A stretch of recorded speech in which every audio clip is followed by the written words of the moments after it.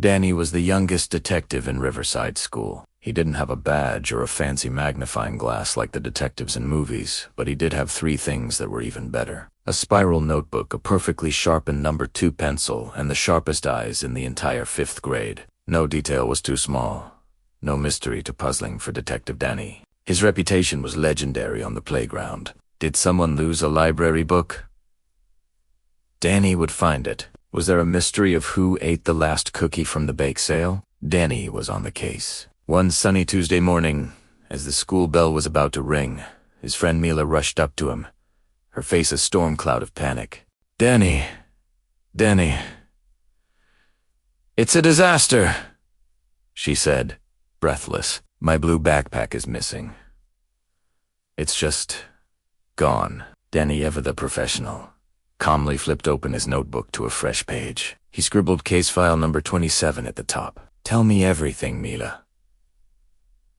Slowly. Start from the beginning. Mila took a deep breath. Okay.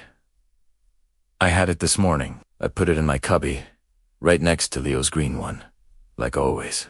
It has my math homework, my apple slices, my sandwich, and my lucky purple eraser. I can't take the big spelling test without my lucky eraser, Danny. You have to help me. Danny nodded gravely. The stakes were high. Homework, lunch, and a lucky charm. This was serious business. A blue backpack, he muttered, writing it down. Contents, homework, lunch, one lucky purple eraser. A underlined.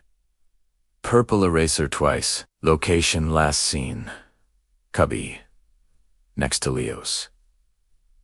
He looked up at Mila, his eyes determined. A new case. Don't you worry, Mila. I'll find your backpack. The game is afoot. His first stop was the scene of the crime. The 5th grade classroom's cubby area. It was a chaotic wall of colorful backpacks, stray mittens, and discarded art projects. Danny surveyed the area. Mila's cubby was indeed empty. A sad, vacant square between Leo's bright green bag and Sarah's pink one covered in unicorn stickers. There were no obvious clues, no dropped items, no suspicious footprints, just the faint smell of chalk dust and cinnamon from someone's morning snack. Danny said to himself. No forced entry. This suggests the culprit knew the layout, or it was a simple mistake. He decided to interview his first witness, Leo. He found him by the water fountain, trying to see how long he could hold his breath. Danny tapped him on the shoulder. Leo, I need to ask you a few questions about the missing backpack case. Leo, gasping for air, looked confused. The what? Mila's blue backpack. It was right next to yours. Did you see anything unusual this morning when you put your bag away? Leo scrunched up his face, thinking hard. Unusual? No. I just remember I was in a hurry because I almost forgot my trumpet for band practice. I just shoved my bag in and ran. He paused. Wait. I did see something. Mr. Henderson, the janitor, was sweeping near the cubbies. He was humming a funny song. A new lead. Mr. Henderson. A trusted staff member, but in a detective's world, everyone was a person of interest. Danny jotted it down. Witness saw janitor near the scene. He found Mr. Henderson in the hallway, whistling that same tune as he polished the trophy case. Excuse me, Mr. Henderson, Danny said politely.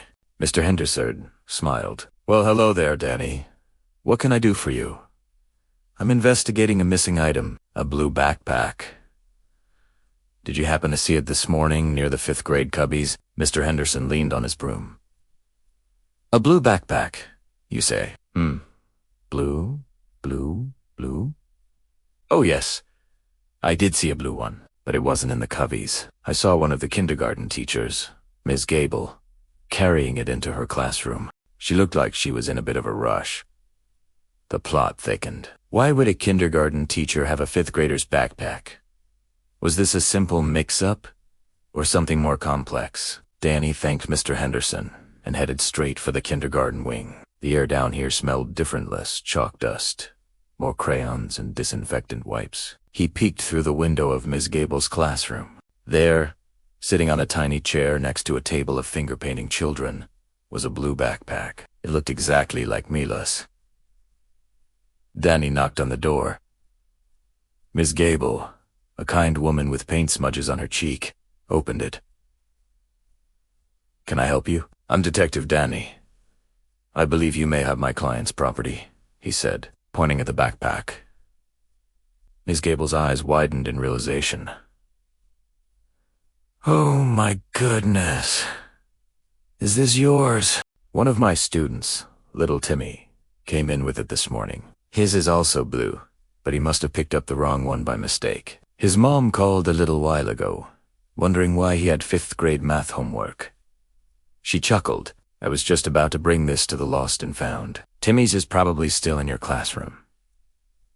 The pieces of the puzzle clicked into place. It was a classic case of mistaken identity. Danny rushed back to his classroom, his detective senses tingling. He went straight back to the cubbies and looked again, this time with new information. And there, tucked away in the back of a cubby he'd overlooked, was another blue backpack slightly smaller, with a little dinosaur key. "Timmy's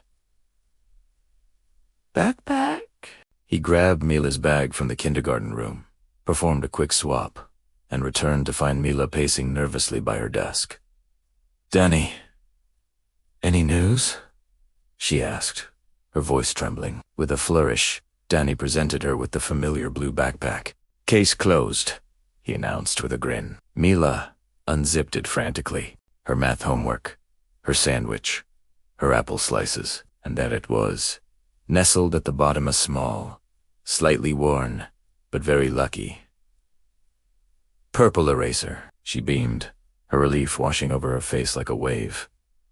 "Oh, Danny, you're the best detective in the world," she exclaimed, giving him a huge hug. Danny just smiled and made a final note in his notebook. Case #27, the missing backpack. Closed. Classic mix-up. All items recovered. He clicked his pencil. Another mystery solved. Now, he just had to get ready for that spelling test. Thanks for watching our story today. If you enjoyed Detective Danny's adventure, make sure to hit that like button and subscribe for more mysteries. We'll see you in the next video.